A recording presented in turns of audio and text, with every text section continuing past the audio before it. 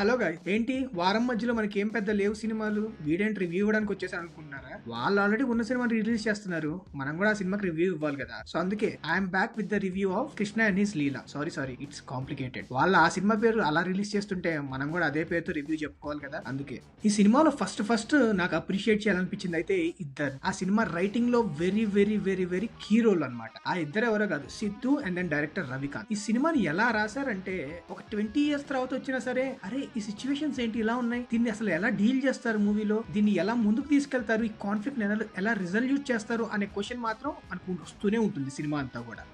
ఈ సినిమాని మొత్తానికి మనం ఒక 3 phases లో డివైడ్ చేయొచ్చు. ఫస్ట్ ఫేజ్ కి వచ్చేసరికి మనకి కృష్ణ అనే క్యారెక్టర్ ని సత్య అనే క్యారెక్టర్ తో చాలా బాగా ఎక్స్ప్లోర్ చేస్తారు. అది ఎలా అంటే, మనం ఫర్ ఎగ్జాంపుల్ కాలేజ్ లో ఉన్నాం అనుకోండి, ఫస్ట్ ఇయర్ సెకండ్ ఇయర్ లో మనకు ఆ కైండ్ ఆఫ్ నేవ్నెస్, ఆ ఇన్సెక్యూరిటీస్ ఎలా అయితే ఉంటాయో ఒక ఇంకా గ్రోన్ అప్ కాని కిడ్నీ, అదే విధంగా కృష్ణ అనే క్యారెక్టర్ రాసుకొని, సత్య అనే క్యారెక్టర్ ఏంటంటే అతను కూడా ఏం గ్రోన్ అప్ కాదు, but at the same time Krishna కన్నా జస్ట్ ఒక ఇంచు మీద ఉంటుంది అనమాట. సో తన క్యారెక్టర్ ని రిఫ్లెక్షన్ గా వాడుకొని కృష్ణ అనే క్యారెక్టర్ చాలా అంటే చాలా బాగా ఈ నేవ్నెస్ ని, ఇన్సెక్యూరిటీస్ చూపిస్తారు మూవీ స్టార్ట్. ఆ ఫేజ్ 1 అయిపోగానే ఫేజ్ 2 కి వెళ్ళంగానే ఈ బ్రేకప్ ఇదంతా అయిపోయిన తర్వాత కృష్ణ అనేవాడు గ్రో అప్ అయిపోయిన తర్వాత వాడు కైండ్ ఆఫ్ ఇంకా he'll be okay with his own self అనమాట. వాడి ఓన్ షూస్ లో కంఫర్టబుల్ గా ఉంటాడు. దాంట్లో ఒక మంచి చాలా బ్రిలియంట్ సీన్ రాస్తారనమాట. ఏంటంటే కృష్ణ ఫేజ్ 2 కి వచ్చేసిన తర్వాత ఐ థింక్ తనకి వేరే గర్ల్ ఫ్రెండ్ వస్తుంది, తన పేరు రాధా. అండ్ ఈ నేమ్స్ కూడా చాలా బ్యూటిఫుల్ గా తీసుకున్నారు. బేసిక్ గా Krishna, Satya from Satyabhama, Radha and then Ruksar from Rukmini. So ఇవన్నీ చాలా బ్రిలియంట్ గా తీసుకొని ఆ ఫేజ్ 2 కి రాగానే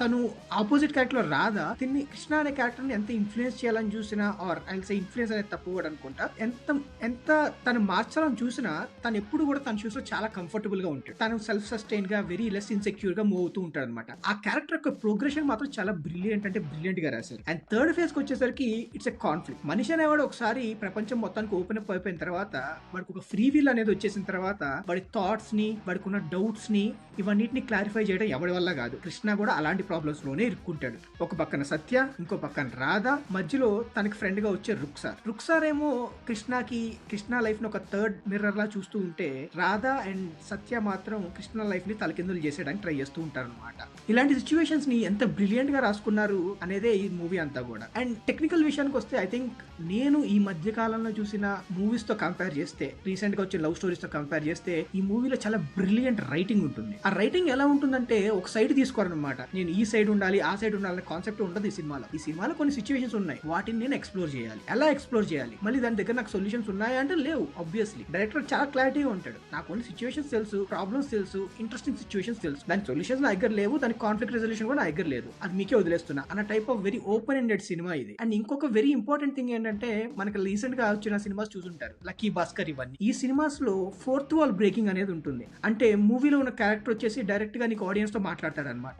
అలాంటిది ఈ మూవీ దీన్ని వాడింది. ఎలా వాడిందంటే వెరీ వెరీ వెరీ సీమ్లెస్ అనమాట. ఆ కృష్ణ అనే క్యారెక్టర్ కి నేను ఎంత దగ్గరగా తీసుకెళ్ళడానికి ట్రై చేస్తుందంటే, ఆ ఫోర్త్ వాల్ అనేది మీరు ఒక నార్మల్ పర్సన్ ని తీసుకొని అతనికి ఈ సినిమా చూపిస్తే ఈ కృష్ణ అనే క్యారెక్టర్ ఇలా ఉంటుంది అని ఎక్స్ప్లెయిన్ చేస్తే అందరూ డెఫినెట్ గా వాళ్ళు, అరే ఏంట్రా బాబు ఇది, అసలు వీడేంటి ఇద్దరిని ప్రేమించడం ఏంటి, అసలు ఆ క్యారెక్టర్ ఏంటి, వాడి థాట్స్ ఏంటి, చాలా రాడికల్ గా ఉన్నాయి, అసలు ఇది very stupid kind of thought అనే ఛాన్సెస్ చాలా ఎక్కువగా ఉంటాయి. యాక్చువల్లీ మీకు ఒక థింగ్ ఏంటంటే, ఇదే స్టోరీ ఫస్ట్ రానాకి చెప్తే రానాకి ఆ స్టోరీ బాగా నచ్చింది. అదే స్టోరీ తీసుకెళ్లి సురేష్ బాబు గారికి చెప్తే సురేష్ బాబు గారు ఇదేం స్టోరీ, అసలు ఇదేం సినిమా అన్నారంట. అంటే మీరు అర్థం చేసుకోవచ్చు, ఆ క్యారెక్టర్ అర్థం చేసుకోవడం అంత ఈజీ కాదు. అలాంటిది ఈజీ కాదు అన్నప్పుడే ఈ ఫోర్త్ వాల్ అనే టెక్నిక్ ని వాడి ఎప్పటికప్పుడు హీరో ఎలా ఫీల్ అవుతున్నాడు, ఎందుకు అలా ఫీల్ అవుతున్నాడు అనేది ఆడియన్స్ కి చాలా బ్రిలియంట్ గా కమ్యూనికేట్ చేసి, and all this credit writing and then the background music రెండు మూవీలో టాప్ నాచ్ గా ఉంటాయి. మూవీలో కొన్ని సిచ్యువేషన్స్ వస్తాయి, ఎలా అంటే కృష్ణ వెళ్ళి తనకు అనిపించింది ఇద్దరికి ఎక్స్ప్లెయిన్ చేస్తాడు. ఎక్స్ప్లెయిన్ చేసిన తర్వాత నేను ఇలా ఇద్దరిని ఇష్టపడుతున్నా అని చెప్తాడు.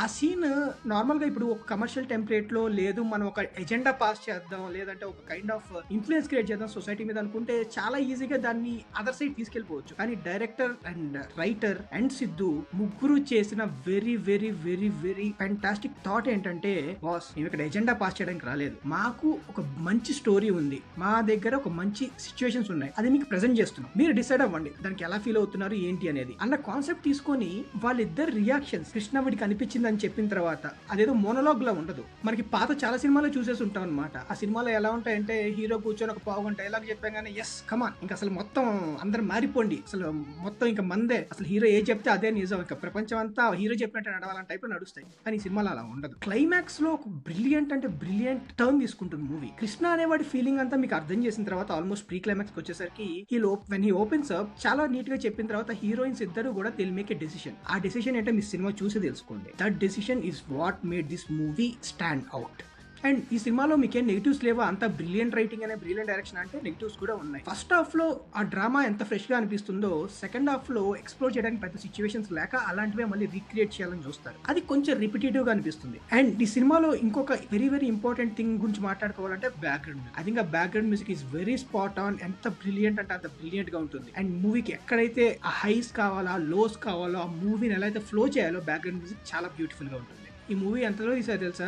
2 కోట్లు తీశారు. మీరు రీసెంట్ గా వచ్చిన సినిమాలు చూసుంటారు. 75 కోట్లు సాంగ్స్ కి, తర్వాత 100 కోట్లు లవ్ స్టోరీస్ కి, అట్లాంటిది 2 కోట్లతో సినిమా తీసి, అండ్ మైండ్ యూ అగైన్ ఈ 2 కోట్ల సినిమాని మీకు ఎక్కడా అనిపించదు. అది greatness of cinematography, greatness of direction, greatness of writing. మనకున్న బడ్జెట్ లో మూవీని ఎంత గ్రాండ్ గా చూపించాలి, each and every rupee movie మీదకి ఎలా వెళ్ళాలి అనేది చాలా ఇంపార్టెంట్ పాయింట్. అండ్ ఆ పాయింట్ ని చాలా సీరియస్ గా తీసుకున్నారు మూవీ యూనిట్. దాన్ని పర్ఫెక్ట్ గా డెలివర్ చేశారు. I will definitely encourage everyone to watch this movie for sure. ఎందుకంటే ఆ బ్రిలియంట్ రైటింగ్ మీ నుంచి డెఫినెట్ గా deserves a chance to watch it. And మా సినిమా సమోసా రేటింగ్ వచ్చేసరికి 3.25 అవుట్ ఆఫ్ 5. ఎందుకంటే ఆ బ్రిలియంట్ రైటింగ్ కి, బ్రిలియంట్ డైరెక్షన్ కి, and Siddhu Jonnalagadda and other actors brilliant acting కి ఆ కొంచెం ఎందుకు తీసేసావు అంటే it's a not a normal film, అందరికీ ఎక్కదు. దీన్ని కొంచెం మీరు ఓపెన్ మైండెడ్ గా, బ్రాడ్ మైండెడ్ గా చూడాలి. అప్పుడే ఈ సినిమా మీకు నచ్చుతుంది. That's all. Signing for this week cinema samosa.